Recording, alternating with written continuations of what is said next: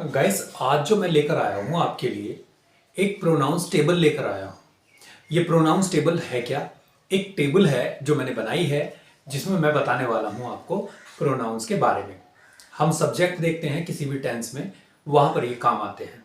Guys, हम इनको दो जगह पर यूज करते हैं कम से कम। जैसे हम डायरेक्ट इनडायरेक्ट सीखते हैं, तब हम प्रोनाउंस वाले टेंस सीखते हैं। जब भी हम डायरेक्ट इनडायरेक्ट में देखते हैं, कोई टेंस ऐसा होता है जिसमें प्रोनाउन का यूज किया गया है और हम उसे सब्जेक्ट या ऑब्जेक्ट के अनुसार बदलते हैं, तब हम वहां पर प्रोनाउन का यूज करते हैं। प्रोनाउन वहां पर यूज किया जाता है। दूसरा, हम टेंस जब भी पढ़ते हैं तो हम टेंसेस में प्रोनाउन का यूज कर लेते हैं। गाइस, एक चीज और मैं बता दूं, प्रोनाउन होता क्या है। बेसिकली हम जानते हैं नाउन की जगह पर इस्तेमाल किए जाने वाला जो वर्ड होता है उसको हम प्रोनाउन कहते हैं। आइए देखते हैं ये टेबल कैसे बनती है और कैसे हम इसको टेंस में यूज करते हैं। तो गाइस, यहां पर आप देख रहे हैं प्रोनाउंस टेबल।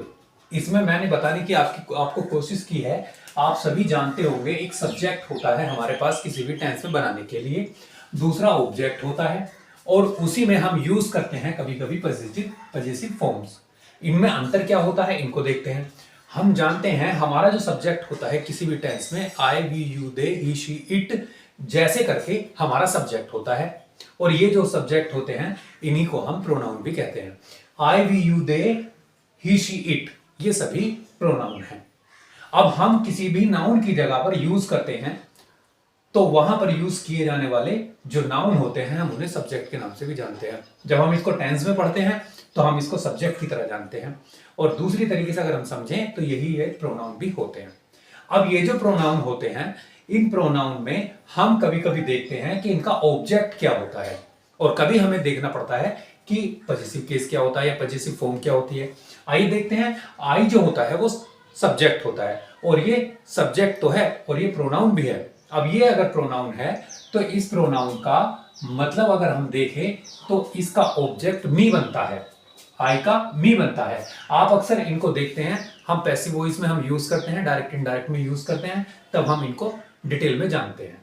तो वैसे ही वी का अस बनता है, यू का यू ही रहता है, दे का देम बन जाता है, ही का हिम बन जाता है और शी का हर बनता है और इट का इट ही रहता है। तो यहां पर तो मैंने बात की है ऑब्जेक्ट की। गाइस, देखते हैं कि आई, मी, अब इसकी बात हमें यह समझनी है कि ये माई का क्या मतलब है। यहां पर अगर मान लीजिए मैंने कहा मैंने अपना काम कर लिया है, आप पिछली वीडियो में आप देखेंगे या प्लेलिस्ट में आप जाकर चेक कर सकते हैं, कुछ टेंसेस आपको पाएंगे कि उसमें अपना का यूज किया गया है। जैसे मैंने कहा मैं अपना काम समाप्त कर चुका हूं, तो अपना काम समाप्त करने वाला मैं हूं और मैं का मतलब है सब्जेक्ट, सब्जेक्ट का मतलब हुआ प्रोनाउन, तो प्रोनाउन है मैं, आई। तो जब मैं अपना काम खत्म कर रहा हूं तो आई का बन जाएगा माई। मैंने कहा हम अपना काम समाप्त कर चुके हैं तो we have finished our work, तो आर यहां पर आ गया। इसको हम कभी कभी आवर भी बोल देते हैं, तो वी का आवर बन गया।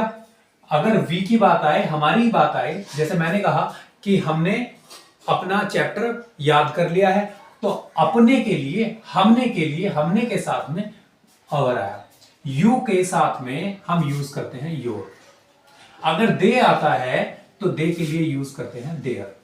आगे हम उसी तरीके से ही का हिज यूज होता है, शी का हर यूज होता है और इट का इट रहता है। और फिर बाद में अगर हम पजेसिव फॉर्म बनाते हैं तो इट्स में बदल जाता है। गाइस, इस तरह से हमने ये यूज किया है।